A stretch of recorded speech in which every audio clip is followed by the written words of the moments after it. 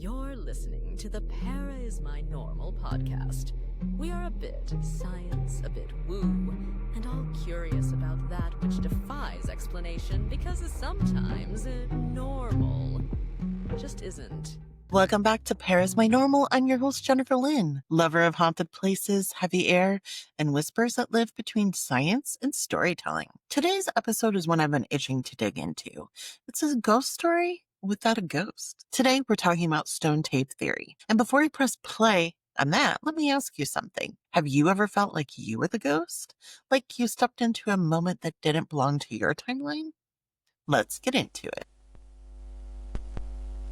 So stone tape theory suggests that moments of high emotions such as grief, terror, rage, or even joy can imprint into physical materials like stone, water, or metal. The theory poses that emotional frequency gets stored like a psychic vinyl record, and under the right conditions, maybe the temperature drops, the electromagnetic field shifts, deep emotional feelings, or even just being sensitive to energies, those moments replay. Now, this is what we call a residual haunting in most cases. No interaction, no awareness, just a film reel playing a moment over and over. So someone's sobbing at a window, a shadow pacing the same hallway night after night. They don't see you because they're not there with you. They're still there then. So that's the core of stone tape theory. The past may not haunt you. It may simply be looping. Now, the name stone tape theory comes from a 1972 BBC film called The Stone Tape. It's a mix of science fiction and horror, where engineers investigating an old building discovered that the stone walls have literally recorded a woman's death. And when something triggers the memory, it replays over and over again. But the idea didn't start there. A man named T.C. Lethbridge, an archaeologist turned parapsychologist, was already exploring the notion that traumatic or sacred events could energetically scar landscapes. He speculated that stone, particularly those rich in crystalline materials like quartz or granite, could record psychic phenomena. Across cultures and folklore, we see similar beliefs. Scottish legends tell of soldiers who still fight on Culloden Moor every April 16th. Japanese yurei drift through old temples, appearing precisely where they died. And indigenous stories tell of rivers and cliffs that carry ancestral voices held in water, in air, and even in stone. Hauntings, yes, but more than that.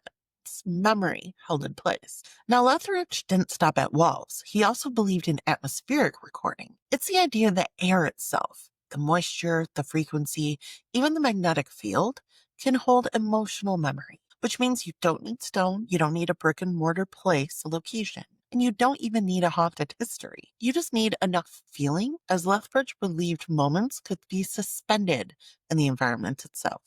Because who hasn't walked into a space and felt something they couldn't explain? And what if what we call intuition is sometimes a residual emotion replaying in the air? So let's get bold with this and go big, and I mean really big. What if the Loch Ness Monster, you didn't think we were going to go into cryptid territory today, did you, huh? So what if Nessie wasn't really a creature, but a stone tape replay? Now here's the case I've been seeing proposed. Loch Ness rests on a tectonic rift, the Great Glen Fault, and it's packed with quartz and ancient sedimentary rock. It's remote. It's still. It's cold. It's deep. And the site of emotional storytelling for over thousands of years. All the way back in 565 AD, St. Columba reportedly banished a lake beast from the waters. Since then, thousands of sightings, global fame, and let's be honest, cultural obsession. Everyone has heard of the Loch Ness Monster. Everyone has heard of Nessie. Doesn't matter what corner of the world you're in, we're all very, very much aware of this creature. Well, if Lethbridge is right then, and energy embeds itself into a location, maybe the water doesn't hold a creature. It holds a memory of a creature. Maybe the loch is haunted not by a monster, but by myth. So coming back to a stateside, where we used to live in Michigan, we were very close proximity to paranormal researcher John E.L. Tenney and many reportedly haunted homes, especially the Orson Star House in Royal Oak. So I was watching an episode of Nick Groff's Death Watcher a couple of years ago, and it was the episode where he actually visited the Orson Star House and had Tenney as a co-investigator. Now, Tenney has been to the Orson Star House as a child and for decades afterwards, all in all over 35 plus years of visiting there. So let's listen in to part of their discussion on his beliefs in energy and hauntings. And just knowing that all this is limestone too, right? Yeah. Most of this is limestone in the foundation. The idea of like a stone tape that somehow or another the quartz and the limestone that's surrounding us right now is able to record and retain some type of energy and even release it. Yeah. Like, so that if this house is looking, when I was talking earlier about like my energy charging a place up, like maybe some of my youthful energy is still stored down here in the walls. I don't know, maybe that's what we're experiencing. Well, one, because I feel it's the oldest part of the building, so it probably holds everything you're talking about, all this memory. And it ripple affects the environment we walk through. I mean, basements are in and of themselves, when you go to people's house, like people are afraid to go in the basement of their own house, right? And when I would come here as a kid, like this was the scariest place because it was a basement. And so even psychologically, even if there's nothing ghosty in a basement, like we still have these mental blocks set up as humans, like going downstairs, going down into the dark, right? And so it just like eats all of that psychic energy that we're releasing out. Plus, all of the people who lived and died in this spot probably had those same kind of dreads. Plus, it's the oldest part of the house.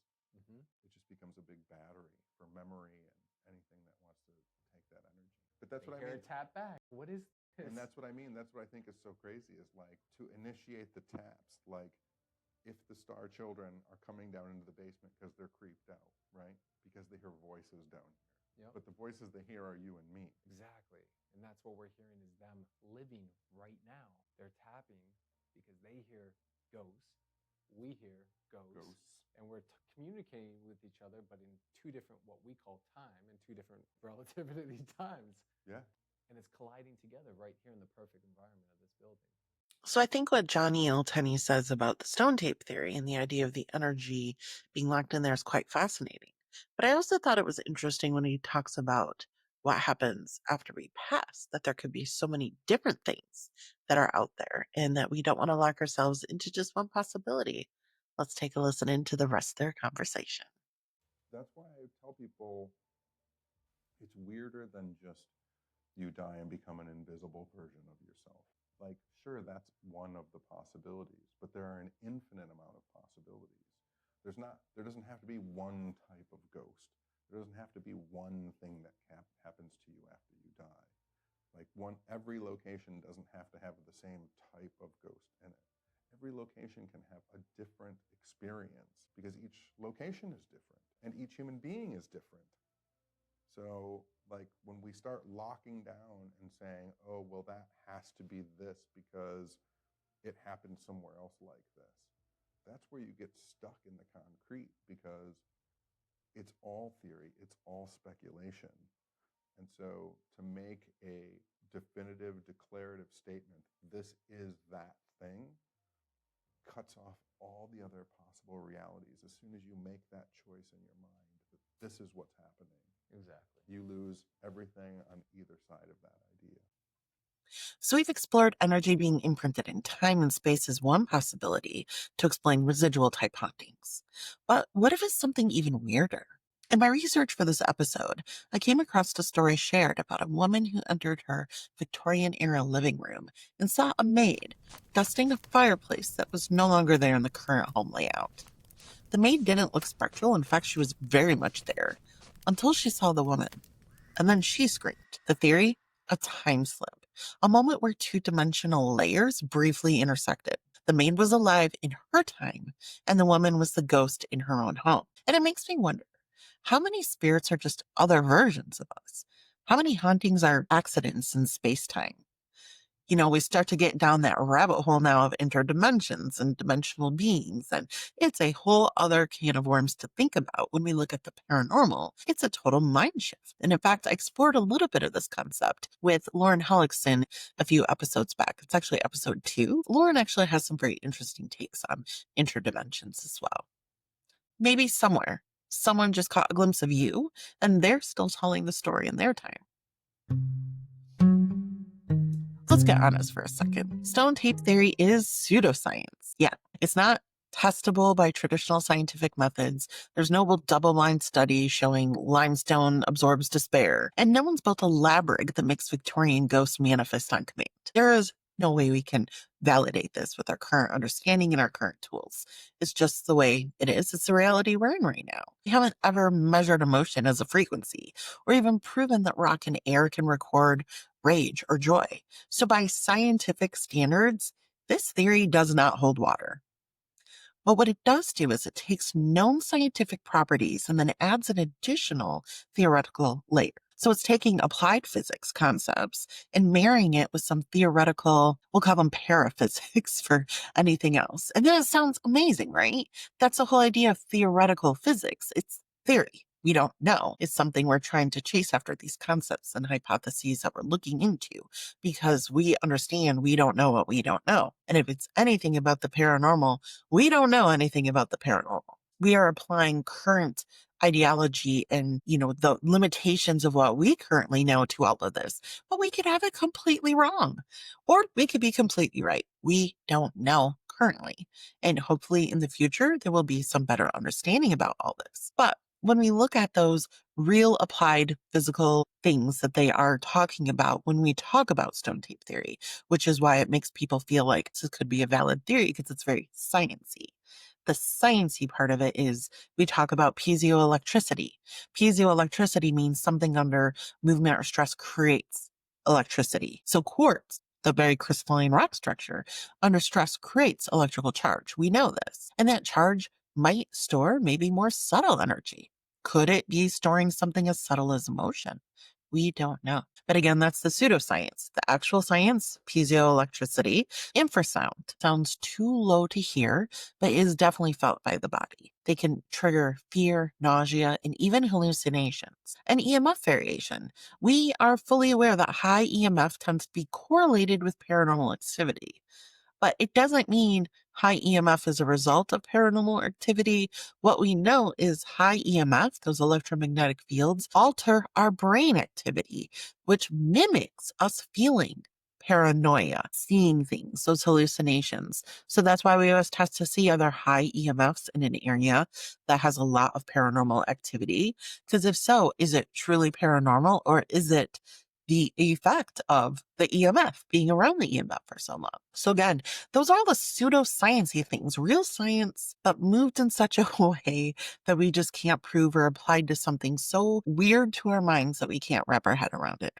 Stone tape theory is not about facts. You know this. And none of this proves ghosts or paranormal at all. But what it suggests to us is that there's more to environmental sensitivity than we currently understand, that we currently have tools to investigate and explore, and our understanding is very limited currently on these topics. And I do know in the science realm, there's more and more people getting into the scientific rigor of the paranormal field and trying to be able to apply more of a scientific method to these things to start to get that credibility and to start to move away from pseudoscience to actually understanding the science around what's really happening. And I think it's a fair statement, no matter where you fall in the paranormal belief spectrum, right? That there's more than we understand. And what about the human brain? Because it's all about how we perceive all of this. Well, the human brain is a pattern machine. We talk about that a lot. Pareidolia, our brain hates chaos. Our brain is always looking for patterns. It's also a memory magnet. So when we don't have proof, we lean into possibility. We start to chase those rabbit holes. We start to go down areas and start thinking about, well, this is what is known. There's a gap between what we currently understand and what we're trying to get our heads around. What are some theories that maybe we can plug in there, and maybe is this something that's happened? And sometimes the combination of sound, energy, and emotion is enough to feel like something's truly happening. Because maybe it is. Maybe ghosts aren't visitors. Maybe their emotions fingerprints. Maybe you've been haunted by your own past. Or maybe you're haunting someone else's memory. So whether stone tape theory is real or not, it does ask us to question more deeply and to consider beyond what we see today. Well, thank you so much for walking through this topic with me today. If this episode stirred something in you, please like, comment, share, and subscribe. You can find this episode and all others, as well as links to our investigations, site recaps, Tech or Trick 101 articles, and other resources at parismynormal.com. Until next time, stay curious, stay grounded, and remember, don't fear the truth. Follow it.